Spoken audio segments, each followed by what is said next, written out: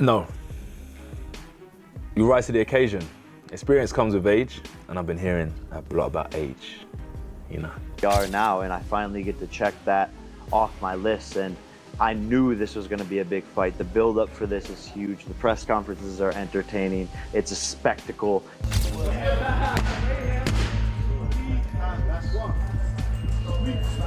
With just 17 days remaining before Anthony Joshua's showdown with Jake Paul, the tension continues to tighten as both fighters push themselves to the edge. Training has reached its peak, with Joshua sharpening his power, timing, and footwork, while Jake grinds through heavy conditioning to keep pace. Every session now carries weight, and the atmosphere around the fight grows more intense as the countdown closes in. And I have nothing but love for him, but I'm going to knock him out respectfully, and you know, we can hug and kiss afterwards, specifically kiss.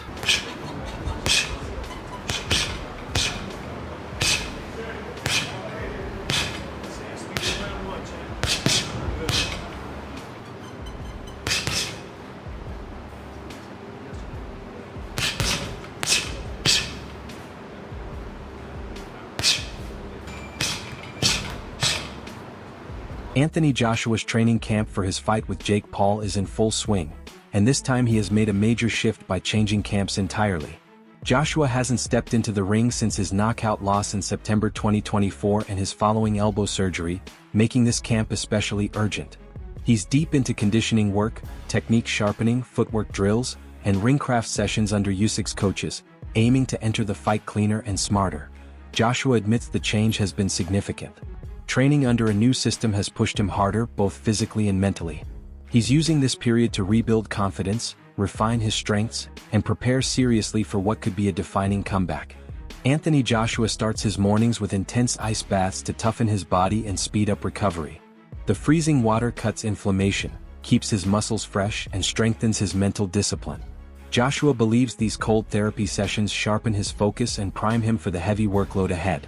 It's a strict routine that reflects his determination to stay strong and fully prepared for the upcoming fight.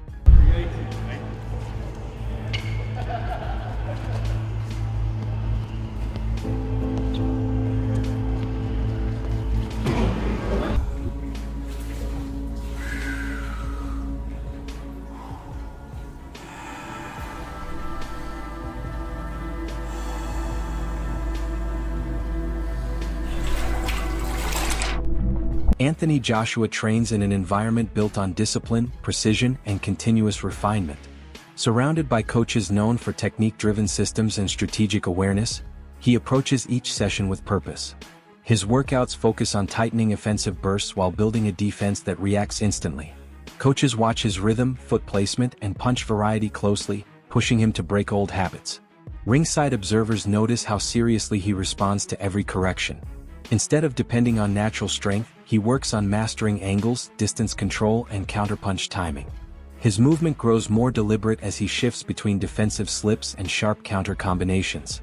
The camp's atmosphere forces him to evolve not only physically, but mentally, sharpening the instincts needed for the unpredictable moments of heavyweight boxing. Do you know, Simon, I think he's at that stage of his career where he's trying to rediscover a little bit of that confidence. He's gone to Alexander Usyk, where we're hearing reports he's out there, training with Usyk and the team, trying to pick up something, trying to rediscover something. That's very strange, Paul.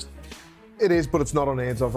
I've heard of a lot of fighters doing that. You see fighters, obviously, it's the old Rocky movies years ago, but you see a fighter losing to someone, all of a sudden they go in the camp and they start training and doing little bits together and become friends or whatever else.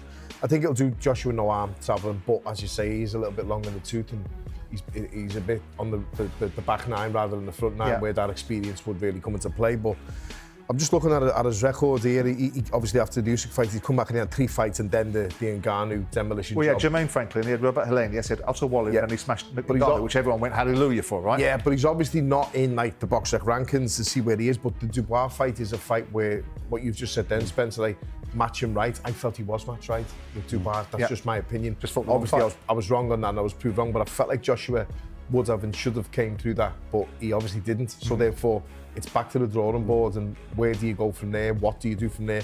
Does he keep the same team around him? Does he go and find someone new and try and adapt and add to his repertoire already? And this move at Usyk, I don't know what it'll be, but if he's fighting before Christmas, then he needs to get in shape quick because there's only 8 weeks to go, let's say. Well, my understanding, he's in camp, he's in shape, and just looking to get an out and get back to winning ways is my understanding. That's why they're talking about 8 rounders. Yeah. He wants to sort of go under the radar a little bit, and it's difficult for someone like Anthony Joshua because he's such Very a much so. commercial commodity. He's always been in shape all the time, hasn't he? Yeah. He always will be in shape. He's never, ever not been. But it's not about his dedicated. physical shape, is it? No one's ever questioned his physical state. Zach, when I was talking about Anthony Joshua, and I know that the president of his fan club is here in Spencer, but I talked about the PTSD issue post various fights, whether it be the Alexander Usyk or the Daniel Dubois situation. But prior to Daniel Dubois, I always maintained that I felt that despite the performance against Jermaine Franklin, despite the performance against Robert Helenius, which had been blasted out by Deontay Wilder, Eddie Hearn approaches the matchup with a sense of seriousness, fully aware of what is at stake. He understands that the fight carries consequences far beyond hype. For Joshua, the outcome could reshape the entire second half of his career. Hearn doesn't sugarcoat it. A loss in a fight like this would spark major questions about whether continuing is worthwhile.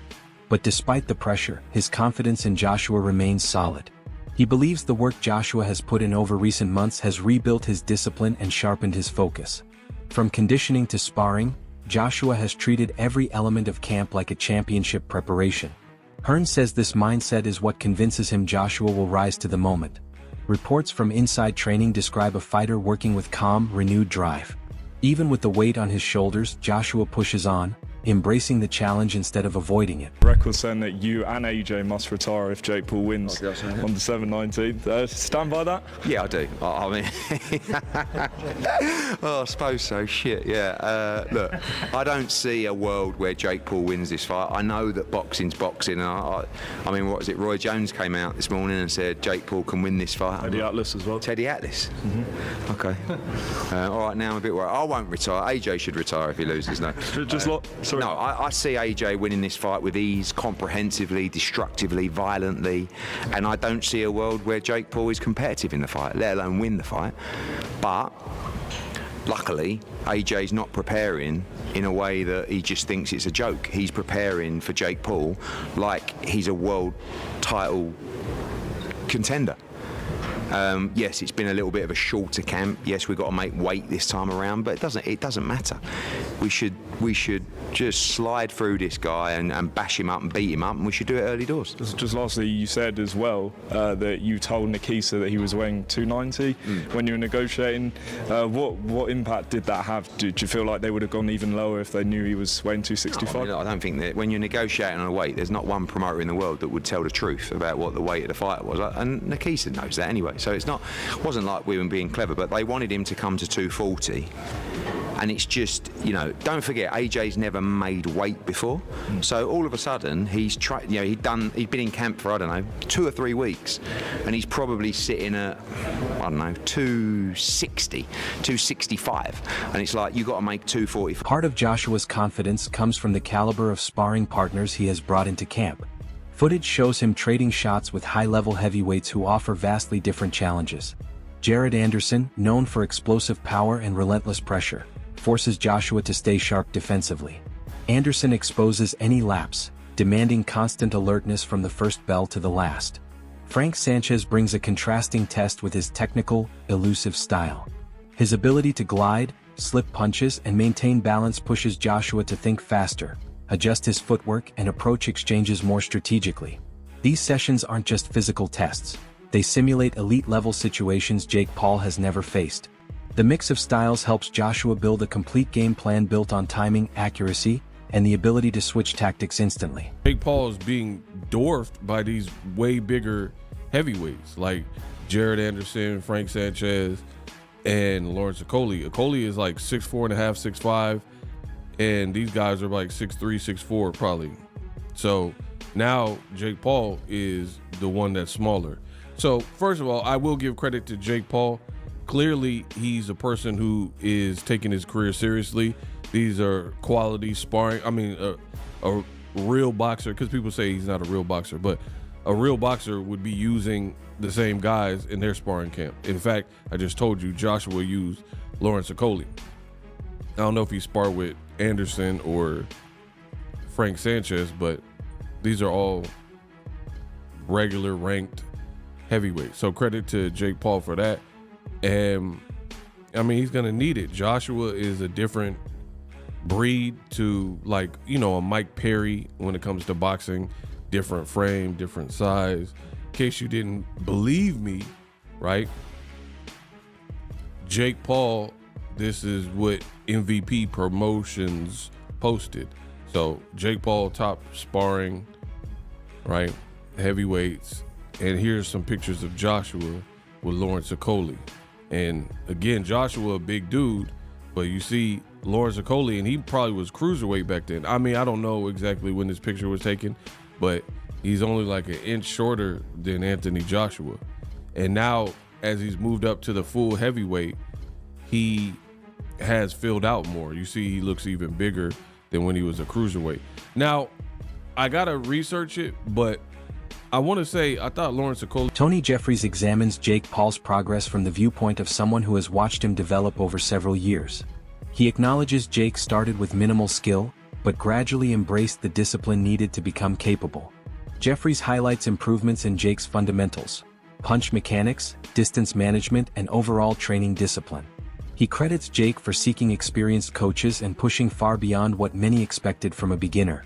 According to Jeffries, anyone claiming Jake hasn't improved simply hasn't been paying attention. Get older. Now, a problem for Anthony Joshua is his activity. He's only fought twice in 2 years, and one of them he got knocked out off Daniel Dubois. That was his last fight, and a lot of people say you can only judge a fighter's quality from their last fight. And then the fight before that was a win, but it was a win against Francis Ngannou. Francis Ngannou, if you know, he was the UFC heavyweight who's not a real boxer, and he only had one fight before that boxing fight, what he lost as well. So that's his activity in boxing. Now, Jake Paul, on the other hand, looking at his box rec, he's had 6 fights since 2023, and one of them was against Mike Tyson. But we all seen what happened in that fight. Mike Tyson was well past his prime. Where Anthony Joshua, on the other hand, is, well, I'm not going to say he's coming into his prime, because he had some great wins earlier on in his career before he lost to Usyk twice. And by the way, when he did lose to Usyk, the last one was a split decision. It was a pretty close fight. So now this fight is matched, and I just want to look at the tail of the tape. Now, looking at the age difference, we've got 28 years old compared to 36 years old. So I guess the advantage there goes a little bit towards Jake Paul. 28-year-old is better than a 36-year-old. But that being said, we've got talking about experience and everything else, what comes with being 36 years old at Anthony Joshua's level. And then, like I mentioned, the heavyweights kind of seem to prime a little bit older. They'll come down to the height and the weight. This is the big one. 6'1" versus 6'6". 200 pounds versus 252 pounds. We got a 252 pounder in Anthony Joshua. The reach advantage is a lot, which we would expect. Amateur fights, we can see that Jake's only had one, where AJ's had 43, but 43 of them are including at the highest level, Olympic level. And yes, he won the Olympic bloody gold medal, if I don't need to remind you. Then the pro record, Jake Paul has had 13 fights, lost 1. AJ has had 28 fights and he's lost 4 with 25 KOs. And the one person that Jake Paul lost to was Tommy Fury. Now, can we compare Tommy Fury with Anthony Joshua? Not at all. It's like night and day. So now I'm going to talk about the rules of this fight, and I'll give you my prediction, which is going to shock a lot of people after this. So, what are the rules? The bout will take place at a heavyweight, obviously. It's going to be 8 3-minute rounds. You might think, well, that's better for Jake Paul, and I'm thinking, not really. It's better for Anthony Joshua, because he's just going to go all out for them 8 3-minute rounds. And imagine that, Anthony Joshua blasting at you, 6'6", whatever he is, 250 pounds, throwing big bombs at you. Anyway, both fighters will be using 10-ounce gloves for the duration of the contest. Why have they got that? It says both fighters will be wearing 10-ounce gloves for the duration of the contest. What do you expect? Them to take them off halfway through? Professional fighter Lamont Roach sees Jake's decision as both courageous and extremely risky. From a competitive angle, he understands the appeal. Jake has built a career on shocking the public and proving doubters wrong. Financially, the fight is massive, giving Jake an opportunity few get this early. Roach also points out the psychological factor. Jake thrives on shock value, and stepping in against someone as imposing as Joshua fits that pattern. But Roach warns that courage must be paired with realism. Joshua carries true heavyweight power, something confidence alone cannot handle. He respects Jake's determination but stresses that the danger of this step cannot be underestimated, no matter how big the payday is. Excuse me. My first thoughts was, this guy's crazy. Not gonna lie. But I get it. Coming from a guy who's not a true traditional boxer, and to be able to have a position where he can fight a former unified world champion, former Olympic gold medalist, and to do it on such a stage where Anthony Joshua was a superstar as well. I mean, like, he sold out the O2, you know, twice. Absolutely. I think. So, you know, I think Jake is setting himself up for, you know, a huge spectacle, and which is, you know, kind of smart. If you're gonna go big, why not go to the highest, like the highest of the mountain? Why not? And I get it. That's what you call business right there. And I seen a lot of guys calling them out, from like Gabe to, you know, other guys who are boxers. Yeah, like guys who actually beat them. But why would he settle for those guys when he could fight Anthony Joshua? So I think that's, you know, I think that's smart. I think that's super smart. Smart is one thing. What do you think happens in the ring, though, champ? I think he gets hurt, for sure. I think he gets obliterated. Something close to like Francis Ngannou. I think something like that happens, and it's going to be bad for him. But there will be a lot. Chael Sonnen looks at the situation with blunt honesty, questioning whether Jake is stepping up with admirable courage or jumping into something far beyond logic. Sonnen respects Jake's willingness to face opponents who seem out of reach, but questions the reasoning behind choosing someone with Joshua's size and knockout force. He notes that bravery becomes reckless when preparation cannot match the threat. Taking risks is admirable. Taking uninformed risks is dangerous, especially in a sport where one punch can change everything. The Francis Ngannou performance. What if Jake makes it 5 rounds, 6 rounds? What if Jake made it to the distance? What if Jake won a round? Now, it's very hard to believe. It's very hard to imagine. I think it's the big struggle with this fight. I cannot, off the top of my head, produce a fight for you in any form of unarmed combat that drew, that was exciting, where the audience did not have a reasonable expectation, an expectation to some degree that, well, if he does this or that, there is a way for this guy to win. And that's usually pretty easy to do because nobody knows anything about fighting. Nobody watching this right now, none of you, my millions of viewers, not one of you has ever boxed. Not one of you knows someone in the family. Well, my dad was a boxer, my uncle was a boxer. No, you don't. Not only are you not a boxer, you don't even know of a boxer. Now, I only share that because when I come out and say nobody knows what they're talking about when they're talking about boxing, like, it's not meant to be an insult. You don't know anything about boxing. It was never taught to you. None of you in recess boxed. None of your junior highs, your high schools, your colleges, your community colleges offered boxing. Your hometown didn't have a boxing gym. Now really think about that. Because as much as you love the sport and as much as you think that you understand it, not only do you not understand it, you can't even have a conversation with other people who do because they don't understand it. So what is a win? I think that time counts. I think that time is a very big deal. You're in that little bitty ring, and I know a guy can run backwards, but running backwards is not illegal in boxing. It is in wrestling. Angelo and Josh shift the discussion back to boxing fundamentals. They emphasize that the sport has levels built through years of discipline, competition, and exposure to elite threats. In their view, Jake Paul is still in a developmental stage, while fighters like Joshua and Deontay Wilder operate in a realm defined by raw knockout power, refined technique, and years at the top.